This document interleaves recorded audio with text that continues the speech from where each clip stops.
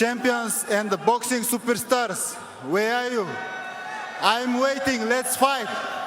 I'm the most avoided boxer.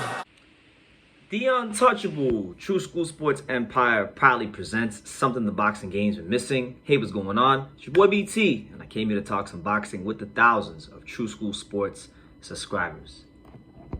Alright, so this was the main event on the Showtime card. You had, two fighters who I'm a big fan of. I love watching both these guys rumble. They're both true warriors of the sport. You had a guy that I've been high on for a long time in Carlos Adames. He's been riding high. He's had a great dominant performance against Juan Montiel, beat Sergey Derevyanchenko. He's been in good form. Probably the best middleweight in the world who's not currently a champion at the minute right now. You probably say him, right? Based on current form. Then you had Julian WIlliams, a fighter that, I like Julian WIlliams. He can't seem to ever win most of the big fights. He never wins them. But, I mean, when you talk about combination punching, guys that just look so fun to watch when they get it going, Julian WIlliams for me is up there, man. I love watching him fight because I love the skills, the silky smooth skills. Just always lack that durability to win the big fights for the most part. But as far as this fight's concerned, I thought WIlliams did a good job in the first 2 rounds. He picked and chose when to fight. He knew when to hold him and he knew when to fold him. In the first 2 rounds, he showed some flashes of sharp combination punching in the exchanges. But the hardest shots in those exchanges were coming from Carlos Adames, primarily out of that southpaw stance. But don't get it twisted. Julian WIlliams is doing his thing. In the 3rd round, WIlliams landed a sharp right hand, and the combination punching began to put itself on display. And he had a really good round 3, I felt. Adames hurt WIlliams in round 4. But again, it's crazy, because I remember saying this when he fought Jamal Charlo back in the day, and even definitely in the Jarrett Hurd fight. Even when he's getting hurt, Julian WIlliams is one of the best combination punchers in boxing. I just feel like, for whatever the case may be, and this is really apparent in round 6, they were on the inside, and I don't know why, but WIlliams just gives up too many punches. It's kind of like he has this thing where it's like, okay, you punch me, and then I punch you, as opposed to just imposing his will on the fight. And that happened in round 6, and I feel like those body shots he took in round 6, they paid dividends down the stretch because Adames was doing his thing. Adames, when he would get real close in those close quarters with Julian J-Rock WIlliams, he would create angles with his feet and his shoulders, and you just saw WIlliams getting beat up on the inside. And then in round 9, it was crazy, right? Because this always happens. This happens seemingly every time there's a PBC show, and I hate to throw them under the bus. And I know I'm gonna get somebody that's because I get it. I get it in some of these videos. They say, "Man, True School, all you ever do is hate on PBC and Al Haymon." But all I'm doing is just stating what I see.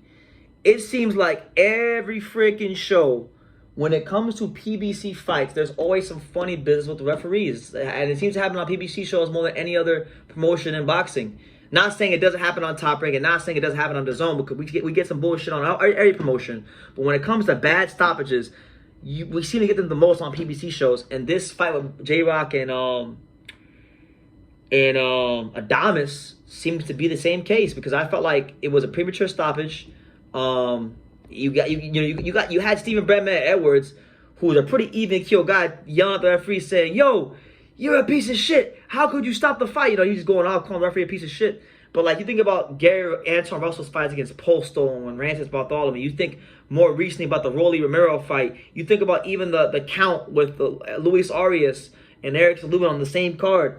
And it just seems to be a commonality in PBC fights that there's going to be some funny business. And I've had people that I know that were at the fights, multiple people that told me, "Look, I was there, and it looked different in person." And I understand, because I go to fights sometimes, and when you're at the arena or you're close to the ring, it can look one way in the ring, and then you come back on TV with all these great camera angles and the HD and the extra slow motion replay, and it looks a lot different. So I feel like the referee kind of ruined what was really a good fight. Both guys were in there fighting their hearts out, and you got to give respect to both Julian WIlliams and Carlos Adames, who both showed supreme skills as practitioners at a high level of the sweet science of boxing. With Julian WIlliams with the combination punching, and the counter punching at times. Carlos Adames with the versatility and the hard punching out of the southpaw stance. They both did their thing in this fight, but the referee, I think, kind of ruined it. So J-Rock gets the loss. You know, that's his third stoppage loss in his career. He's 33 years old. He's at 160 now. I mean, I don't know. This might be the end of the road for J-Rock. I feel like we've already seen the best of J-Rock, and that was back in May of 2019 when he had that great performance where he put it all together on that one night. You know, he had been an underachiever his whole career, but that one night he put it together in a major fashion against Jarrett Hurd, and then next fight got absolutely destroyed and annihilated by South Florida's very own Jason Rosario. You know what I'm saying? So, you know, I don't think we'll ever recapture that form, but he's always been worth our time and our attention. So if this is going to be the last fight we see at J-Rock, then in advance, I'll tip my hat to him on a great career. As far as Adames, when you look at where he's at in the middleweight title picture, right now he is the WBC interim champion, meaning that, you know, we look at the champion is Jermall Charlo. Now, we've heard all these rumors about Jermall Charlo having to fight Canelo. Canelo has not formally announced that he's fighting Charlo yet, right? So if Charlo is fighting Canelo, right, then either one of two things is going to happen. Either A, Carlos Adames will then be fully upgraded to champion and he'll just be handed the world title, or they will order him to fight maybe like Gennady Golovkin, who's number 1, or Miriam Nursultanov, who's number 2, or maybe Solecki is 3, something like that. But the fight in this division for me, you know, right now, I know it won't happen. I don't think it'll happen because I don't think top-ranked matchmakers will make it happen. But I want to see Carlos Adames versus Janibek. I feel like Carlos Adames versus Janibek is one of the fights to make in this weight class.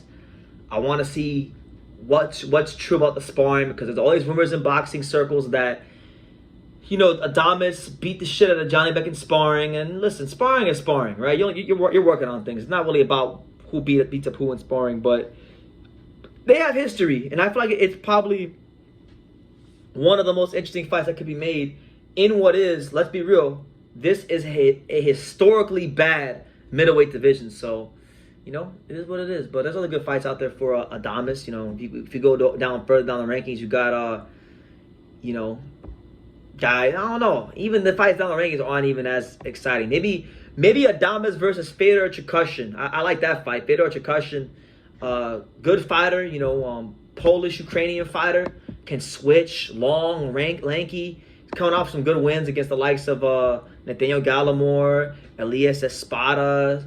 You know, I like to see him get a shot. You know, and I feel like maybe he might get a shot soon because he's ranked and he's been doing his thing. But those are my thoughts on Adames versus J-Rock. Thought it was a bad stoppage, and so did Brendan Edwards. But nonetheless, a good high-level fight. And much respect to the Warrior from Philadelphia, Julian J-Rock WIlliams. So, yeah. Let me know what you guys think in the comments down below. Who do you want to see Carlos Adames fight next? Make sure you guys take the time to subscribe. And like I say in every single one of these videos, you can love me or you can hate me. But I'm just a kid from Dang. So until next time, take care, guys. Thank you for watching another video on the untouchable True School Sports Empire. We're here at the Hatanaka Boxing Gym in Nagoya, Japan. And for more great videos just like this one, make sure you guys click right here.